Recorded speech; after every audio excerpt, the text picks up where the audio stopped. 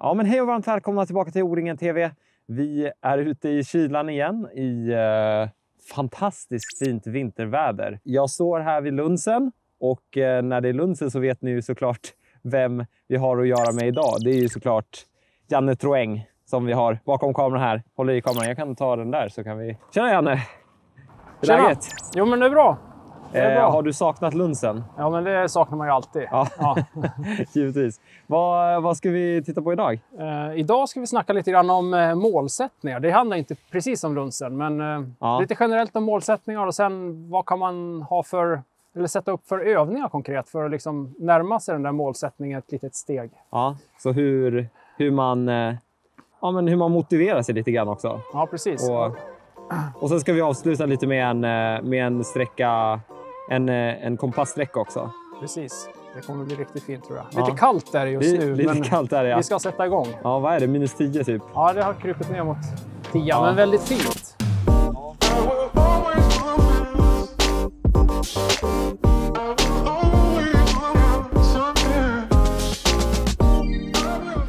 Jag tror att målsättningar, det är ju viktigt vad man än ska göra och varför inte.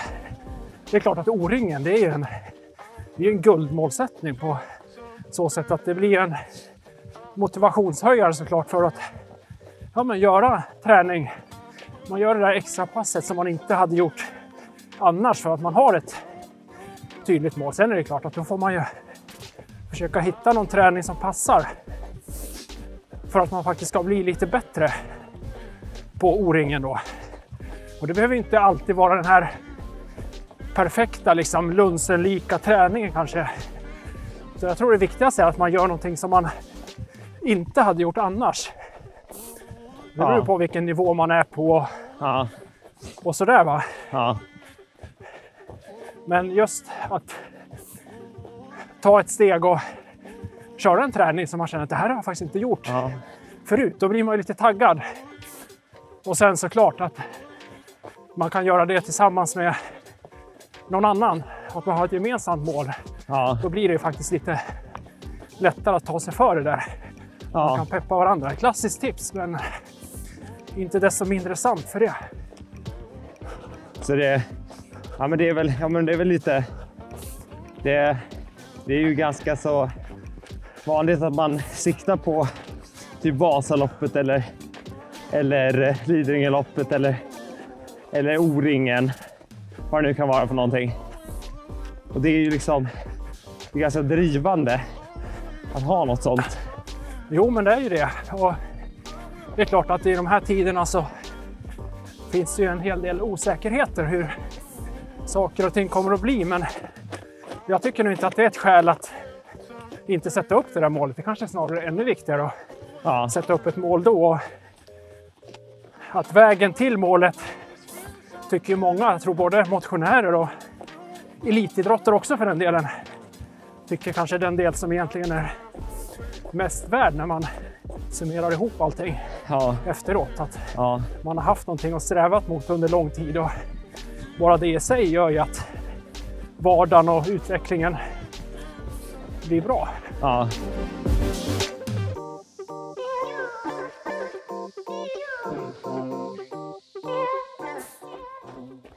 Om vi ska ge några konkreta tips. Om man vill träna liksom mot O-ringen i sommar. Ja. Vad har vi då för någonting? Ja, alla bor ju inte i en terränglåda som ser ut precis som lunsen. Det får man ju ta hänsyn till. Men jag tror ju... Alltså, ska man bli bra på orientering så är ju tekniken och kartläsningen en central del. Och då får man se till att träna det. Även om terrängen inte ser likadan ut. Jag är helt övertygad om att springa med kartan i handen, tänka orientering, det kan man, det kommer man alltid ha nytta av. Ja. Sen finns det lite konkreta tips. Jag tror att en kompassriktning, även om det finns mycket detaljer att läsa på i lunsen. Ja. Så har man den här, jag vet att jag springer inte mer än ett par grader snett till exempel. Ja. När jag ska gå kompassriktning. Men då har man ju ett självförtroende som gör att jag kommer att se stenen eller gropen eller vad det är för någonting jag letar efter. Ja. Så det kan man ju alltid träna på. Ja. Ger en bra trygghet. Väldigt nyttigt här.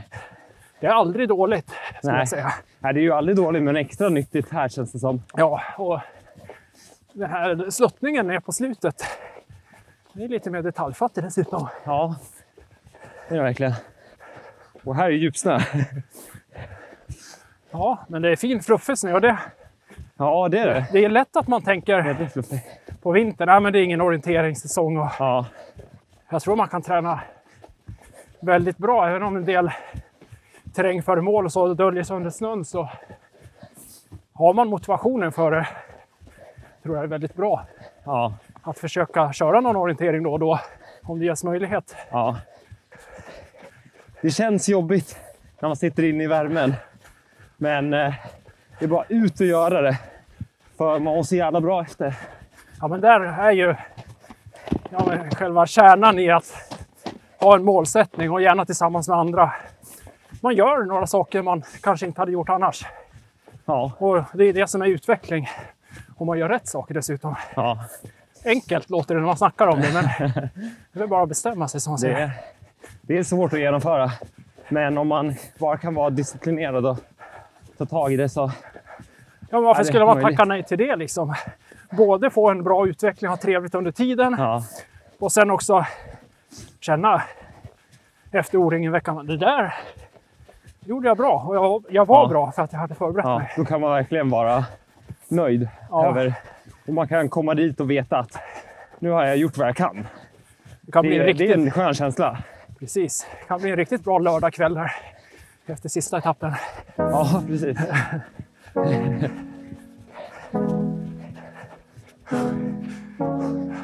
är man lite varm, va? Ja, det var skönt. Det här är lunsen när det inte ser ut som lunsen. Precis. Det blir aldrig mer olikt än så här. Vad vill vi springa? Vill vi springa en sväng upp på någon fin höjd också? Ja, visa någon fin höjd. Har vi tur kan vi få lite sol kanske också då. Ja. Leder du vägen? Ja. Jag har ingen karta. Ingen karta. Jag vet inte riktigt var vi är. Jag har tappat tumgreppet här nu.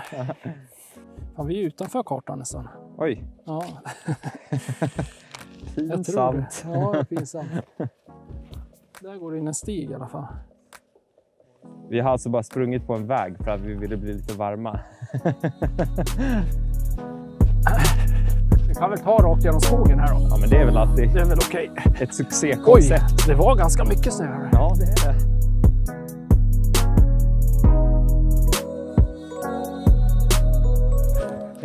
Vi snackade lite om träningsdagbok innan. Ja, just det. Är det något du tycker är bra? Ja, det beror på lite hur man är lagd, men det är klart att om man använder det på ett bra sätt utifrån det som passar en själv, att det kan ge ganska mycket fördelar. Speciellt om man sätter upp ett mål och vill kunna se det här, att jag tog det där lilla steget som jag kanske inte har gjort eller klarat av förut. Då är ju en träningsdagbok bra, och dessutom finns det ju ganska bra stöd för det nu för tiden med de klockor och tillhörande program som finns till dem. Får man ganska mycket automatiskt. Ja.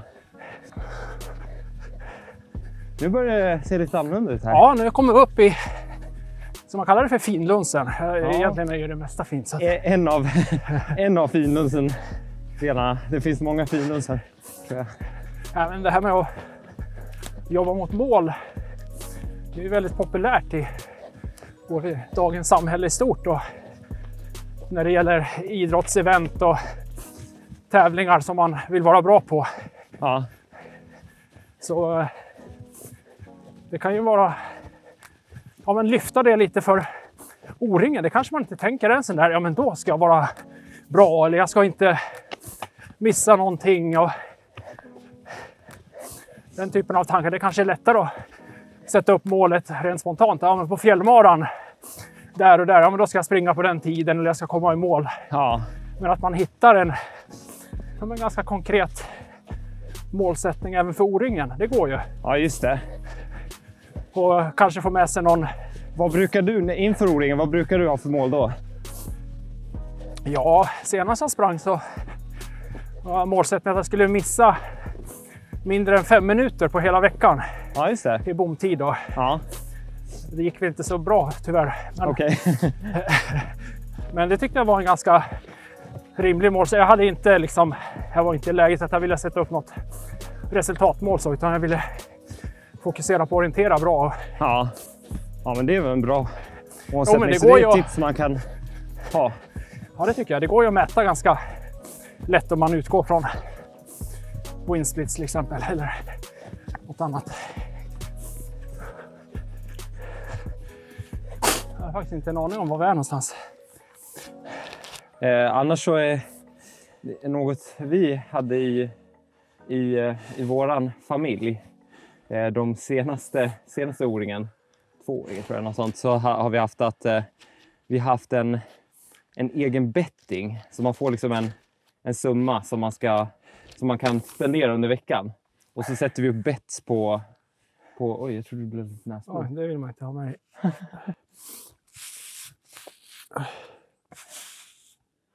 Jag gör det bara när det är kallt. Eller när jag har sovit för lite. Nu är det nog kylan.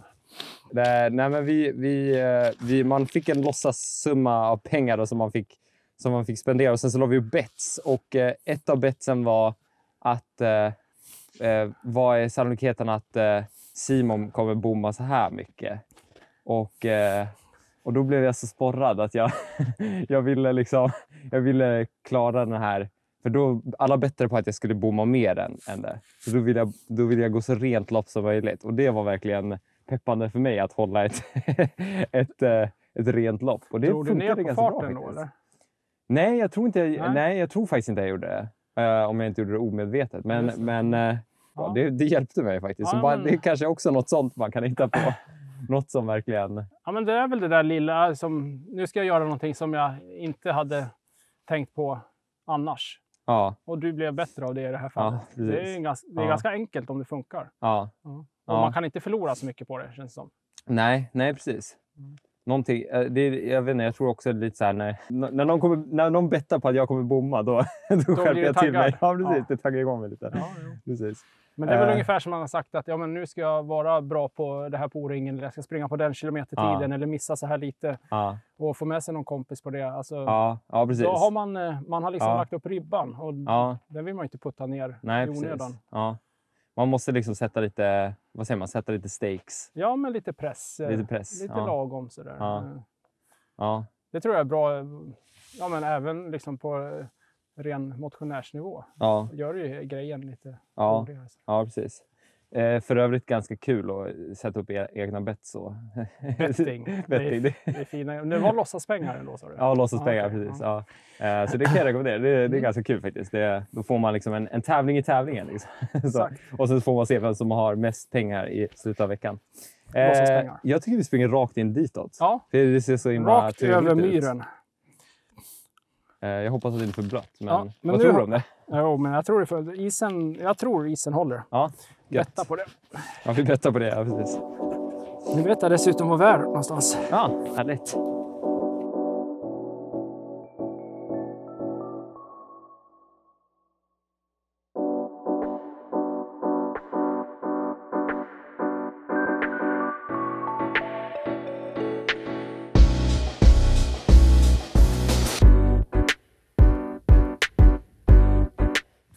Har du något mål just nu? Ja, men jag hade faktiskt ett mål som jag har checkat av redan. Det var att jag skulle klara 5 kilometer stakning på stakmaskin på en viss tid. Då. Men det blev det check på här i veckan. Så att, och det gjorde ju ändå att jag hade kört några intervallpass på den där stakmaskinen. Ja. Som nog gjorde att det blev möjligt. Ja. Så det var gött tycker jag. Ja. Men det är checkat nu så nu är det dags för nästa.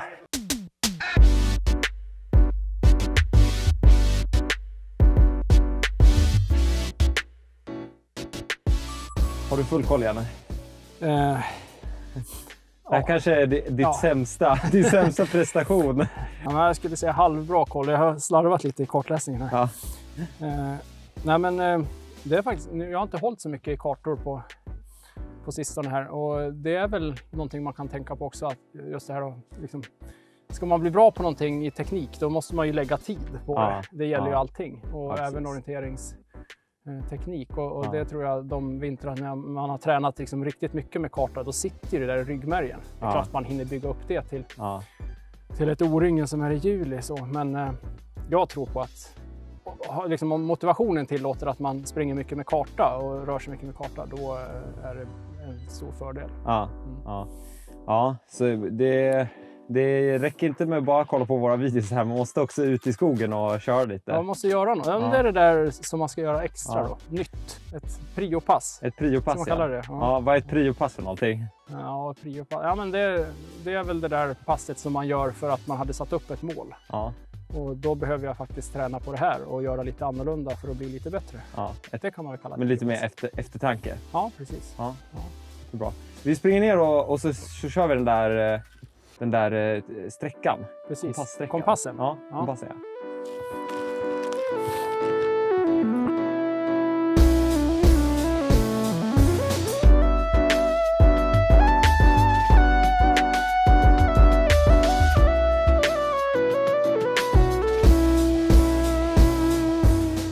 Jaha. Ja, då kör vi en liten kompasssträcka nu då. Ja, men jag tänker det är ju någonting som man alltid kan träna på oavsett hur skogen ser ut. Och har man en karta och en kompass, då kan man träna på det här. Tänk om man känner själv, jag är så bra så jag vet att jag håller mig inom den här smala sektorn. Jag gör inte mer fel än så här. Då har man en ganska skaplig grundtrygghet. Ja, precis. Ligger man inom 2 eller 3 grader fel, då ser man ju troligen liksom det föremål man vill ha syn på. Kommer man mer än 10 grader fel varje gång, då blir det liksom inte så stor nytta av kompassen. Varför ska man då?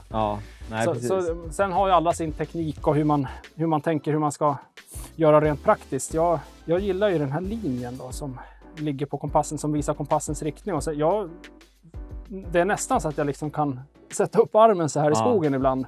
Just för att få, men där är det. Och så blicken långt fram då. Och det tycker jag fungerar bra. Sen gäller det att hitta sina tricks. Vi ska ju köra ett avsnitt lite senare med lite extra. Då blir det lite mer kompassteknik. Men nu så kör vi ett litet testa dina förmågor här. Just det. Då får vi se vad jag får lägga upp ribban nästa gång. Ja, precis. Om jag har något att bevisa då. Eller om jag kan rulla vidare. Ja, men det låter bra. Jag ska till stenen där. Till stenen, ja. Ja. Och jag siktar på 0 grader. 0 grader fel. 0 grader fel, Man måste sikta på det. Ja. Så lite varmare än vad det är idag då? Ja, det kommer det vara. Annars lika.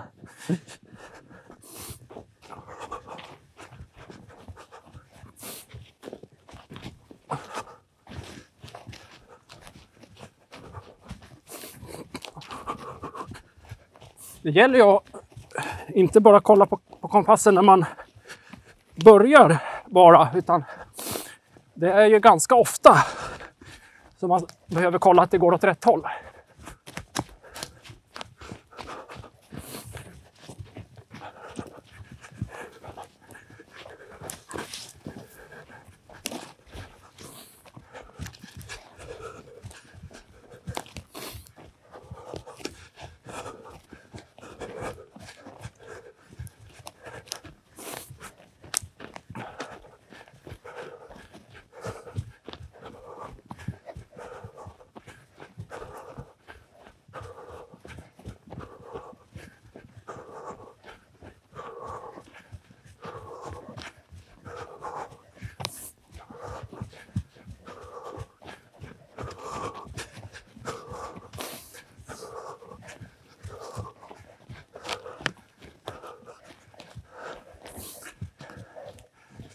Snyggt!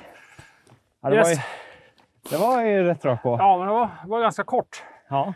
Så jag kände att den här borde jag sätta sen. Ja, men det var väl någon grad snett här. Men ja, det blir ju alltid lite. Man måste ju alltid väja lite för saker. Precis. Lunsen är ju bra. Den är ganska snäll på det viset. För man kan ju springa nästan överallt. Ja. Sen är det lite tyngre på vissa ställen. Men det är inte så här massa vindfällen och jättestenigt och blockterräng och sådär. Utan man kan hålla en ganska rak linje. Men sen är det ju den här lite på slutet. För nu säger jag måste ju vara i sektorn så att säga. Och då fick man syn på den här. Men då visste du ändå att Du ska ju se den här stenen nu. Ja, men jag kände mig säker på att jag kommer att se den. Precis. Och det var en ganska kort sträcka, men det ska man ju sträva efter också. Ja. Göra kompasssträckorna där man litar lite mer på kompassen ganska korta. Ja. Så. Men det här är ju superbra träningstips att träna på inför i sommar. Ja, jag tycker om man nu vill sätta upp det där målet och köra någon specifik träning, då kan man välja kompass. Ja, ut och kör kompassträning. Ta från en punkt till en annan och så spring så rakt man bara kan. Och sen när man kommer hem, då ska man tänka att det här hade inte jag gjort annars. Och så har jag blivit lite bättre på kompass. För att jag ska bli bra på O-ringen. Ja, just det. Det är liksom just det. Om man knutit... Ja, precis. Så man får ihop hela säcken där. Ja, men det kan kännas gott, bra. tror jag. Ja. Jag tror vi avslutar här. Du kan hålla kameran, tycker jag. Ja, men det var nog allt vi hade från Lundsen. Tack för att ni hakar på oss. Ni får gärna följa oss på den här subscribe-knappen och klockikonen. Tryck gärna like om ni tyckte om och få lite tips på hur man kan träna och lite allmänt bra träningstips och motivation. Så tryck en tumme upp och så ses vi om 2 veckor. Ha det bra. Hej! Det kommer nu är vi på väg ner mot... Ja, precis. Jag var bara tvungen att visa det här också. Det här är precis på slutet. Ja. Kanske kommer man att sätta ner foten precis här. Kanske det här, precis. Exakt, så vi tänkte bara visa invägen egentligen. Precis, och här väntar ju bron ner till målgärdet, arenagärdet. Kommer vara lite varmare då. Lite varmare, lite mer svett kanske. Ja, precis. Kanske lite lerigt här.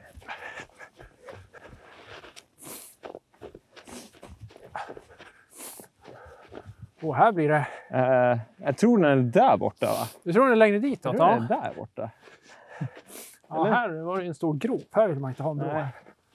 Precis. Kanske gör ni samma misstag som vi. Jag misstänker att en stridström av löpare kan underlätta det lite. Ja, det kan nog göra det. Det kommer nog vara en stor gata ner här kanske. Här skulle jag tro på. Den kommer vara.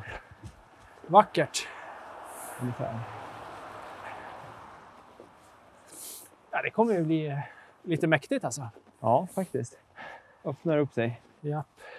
Skylten här.